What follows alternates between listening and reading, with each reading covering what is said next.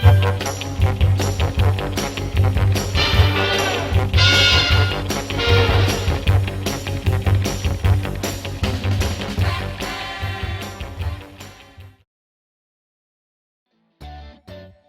everybody, welcome back. My name is Phil Smy and this is my next step in the review of Tai Lopez's Business Entrepreneurship Accelerator program. This is step number 9 and it's called The Power of the Sample. I'm going to be putting a lot of my own comments into this one, so I hope it doesn't go too long. Sorry if it does. Tai starts this one out by saying he was reading Mark Cuban's book. Now, I was in partnership with Mark Cuban in one of my businesses, so yeah. Anyway, so he's reading Mark Cuban's book, and in the book, Cuban's talking about this idea of, commitment and burning the boat.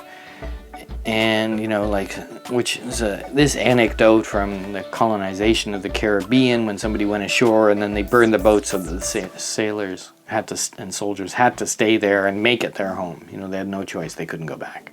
Or they could build a new boat, of course, but anyway.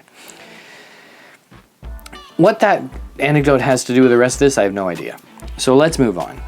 What he's talking about here when he says the power of the sample, he talks about, when you go into a grocery store and there's somebody there handing out free samples, little samples of things. I'm a total sucker for these things. And when you try this, your odds of buying that product go up a lot. Not like double, but a lot. And it's because people have this mindset of don't try new things. They won't buy new things because they don't know. Maybe it's good, maybe it's not good. So you're there, or this person's there, handing out a little sample and you taste it and you go, wow, that tastes good. I think I'll buy it. This is your customers as well. Whether you're in the grocery business selling, little bits of hamburger or whatever. These are your customers too, because customers always have a substitute option. They may not have an identical choice. You may not have identical competitors if you're lucky, but they have a choice. Tai gives a good example where he says, you develop a soft drink that has a very unique flavor, and maybe there's no other competition, but people could drink water, so they have a substitute choice almost always. The one cases where that probably wasn't true was with these babies. Eyeglasses, 1,000 years ago, the person who developed the eyeglass, there was no one else. That's the story. There probably were, because there were other people creating lenses at that time. But the idea for eyeglasses was unique. So let's look at your customers. You have this kind of famous graph that breaks down types of customers. And there's essentially 5 types of customers. You have innovators, people perhaps like you, people who are making stuff. And that's a very small segment of the general population, 2.5%, according to the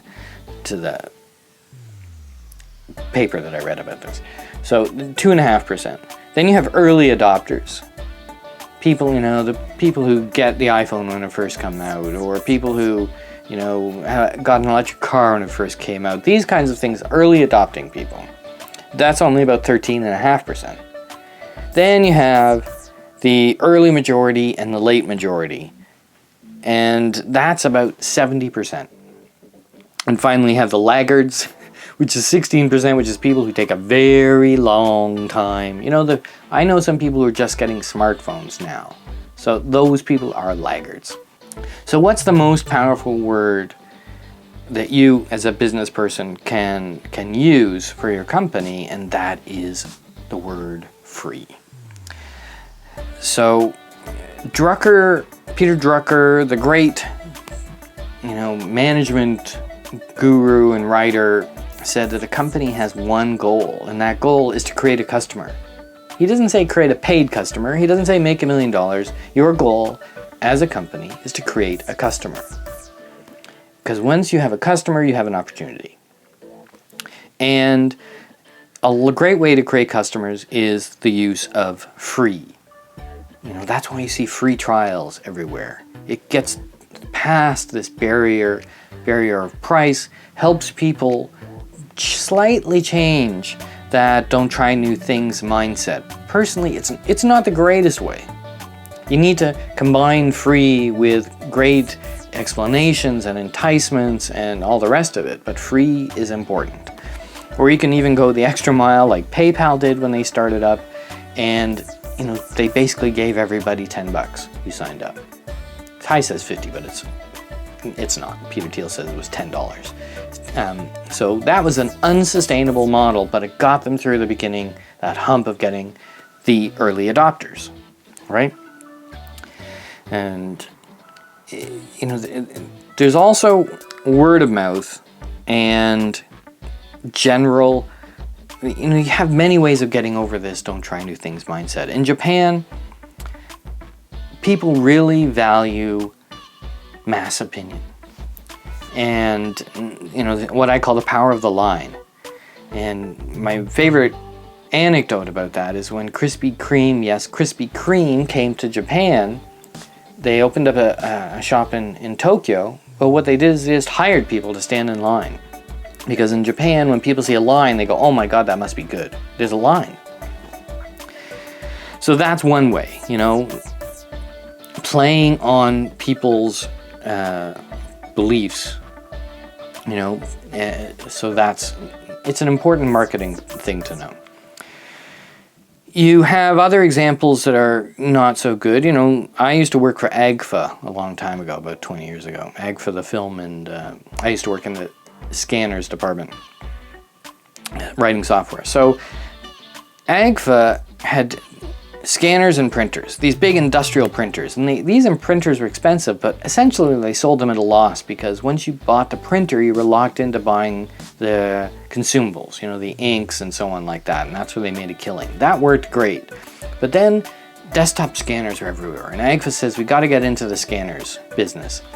So they put out scanners, but with every scanner, they were losing money. And I remember a friend was in the sales department and they had quotas. They said you cannot sell more than so many scanners because otherwise you'd lose money. Too much money. That just wasn't handled well, and AGFA scanners went the way of the dodo, really. So you have two facets of this, and excuse me, my legs are asleep. You have two facets of this. One is this value calibration. And when you give something away for free, you have an opportunity there to figure out what the value is, hopefully by the next thing, which is customer-driven response, the feedback you get from these free customers. And if somebody says, oh, wow, you used a thing and it saved me 2 days of time, well, you say, okay, what do people think 2 days of time is worth? And charge that, or a tenth of that, really, for your product. So price is the most important thing in your there's probably a million things that I'll say are the most important thing, but price is really important. Knowing how to price your product will make or break you. Because you have to give value to people while still making profit and being competitive. So getting the price right is really important. So that's what you can do in this free stage where you have value calibration and customer-driven responses. Throughout this step, Tai confuses free with the multi-sided business model. For instance, he goes, Facebook used to be free and now it's not free because they have ads. Well, Facebook is still free. Facebook went from, offering a service to customers to having a multi-sided product where, so the customers, it's still free. The advertisers are paying for access. And so you have two sides to this. And, Facebook actually has multiple sides. And there's quite a few businesses that are like that. I don't think we talk about that in this course, the different business models. But if you go and look at my business model Canvas course, you'll see something about that there. So that's it for step number 9, the power of the sample. Let's get to his 3 questions. Question number 1 is, what's an example of when you didn't give something away for free and you kind of got burned because you didn't get enough adoption? Question number 2 is, how can you afford to give away free samples? How are you going to structure that within your business? If you're selling cars, you can't give away so many cars. You know, maybe you can give a free month's lease or something like that. So that's almost like free trialing, really. And question number 3 is, if you have done this kind of thing, what kind of customer response did you get? Did you properly poll those people? That's the thing I should have mentioned. Poll those people to get the feedback. You know, if you give it away for free but never ask anybody what they thought, that was a waste. You need to get that response. That's really important. All right, that's it for step number 3. It's not step number 3. Step number 9 of my in-depth review of the Tai Lopez Business Entrepreneurship Accelerator program. I'm Phil Smy. We'll see you soon for step number 10.